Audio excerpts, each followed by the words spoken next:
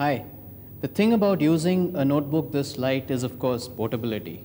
But what you do miss out is on a whole lot of features that you might expect and want in a desktop PC, but you don't have inside this notebook. For instance, a floppy drive which is external, a CD-ROM drive which is not even included in the basic package, and many other ports and things which, because this is so thin, don't fit into this notebook. So what do you do when you want one of those? Well, then you go in for something like this. This is the IBM 570, the latest notebook from IBM, and this is a portable. It may not look like it because it looks kind of fat, and that's because it has in it a CD-ROM drive, a floppy drive, space for an extra battery if you want. But the thing about it, and this is what makes it all this so portable, is that it has something called an ultra base, and you can detach the main computer from the ultra base, take it out, and carry it with you. And this part of it, the main computer, the notebook itself, is really slim. If you open it, you find that it is exceptionally slim, and that's what makes it an ultra-portable, but it has in it all the features that you would expect of a more powerful computer. For instance, the CD-ROM, multimedia, a Pentium 2 processor, then 64 megabytes of memory, and an amazingly large screen, which actually rivals almost the 15-inch display that you'd get on a desktop monitor. Now, this doesn't really come cheap. You would expect to buy a notebook today for about $1 lakh, but something like this model can set you back by almost 2 lakhs. But what you get for this is an extremely powerful, portable, very light computer which you can carry with you. And when you're back in the office, you just plug it back into the ultra base, and you can use a CD-ROM, multimedia, all the power of the Pentium 2, and everything else. And of course, what you also get inside this notebook is software. You get the ubiquitous Office suite, which packs a word processor, spreadsheet, and a whole lot of other features. But more about Office suites in a few minutes. Look inside your home computer, and one of the pieces of software you're sure to find in there is a word processor. In fact, the word processor, the spreadsheet, and a couple of other pieces of software are so dominant that they simply rule the roost as far as software packages are concerned, and many companies have put together these packages into something called the suite. Typically, it's the Office suite, it could be a home productivity suite, but all of them include a word processor, a spreadsheet, a presentation package, and sometimes a database. Now, there are suites like this from various companies. There's Microsoft's Office, there's Lotus Smart Suite, there's Corel's WordPerfect. But today, pretty much the dominant package in this space is Microsoft's Office, and they have just launched the latest version of this package, Office 2000. And to find out a little more about what's new about this, I have with me Mala Bhargav, who edits computers at home and who's been using Office 2000 for the last month.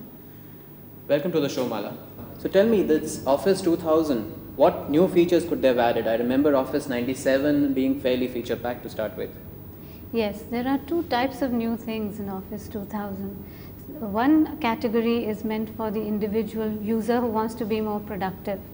The other is meant for companies who want to work online a lot.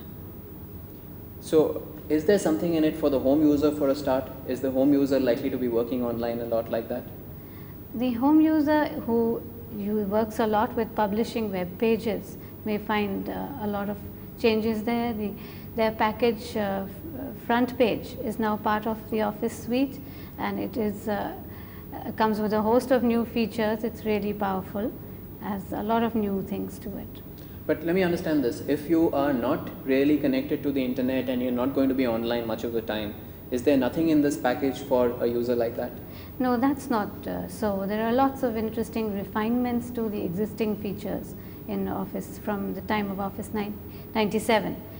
For instance, you have these very, very smart menus that you work with now. So what do they do? How are they smarter?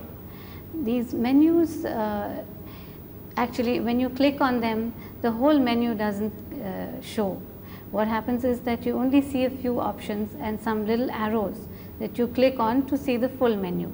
Now, as you begin to work with the suite and begin to select options, the menu will show only those options that you use most often. So that's a very clever little addition. So for instance, if in Word you tend to use cut and paste a lot, you'll tend to see that function right on top. while the others that you don't use will be hidden out of sight until you look for them. One of the other things I remember about Word is that, it used to be, there used to be a lot of shortcuts and commands and things like that. Now later, I recall in Office 97, they made it a lot friendlier, as they called it, with a little wizard and a paper clip that came up and did things for you. So have they gone any further there? Are there even friendlier touches there which, make it very easy for a novice to get in? Well, the Office Assistant, which is what that little wizard is called, is a lot friendlier, but he's switch-offable if you don't want him in the way. That's really nice, because I used to get very irritated after a while, have a little paper clip come up and tell me what to do. Yes, so he can be switched off, and if you want him around, he's very helpful.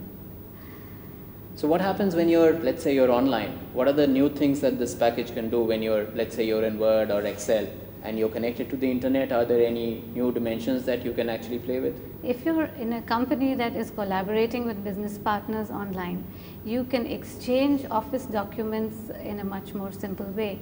You can do what's called a round trip.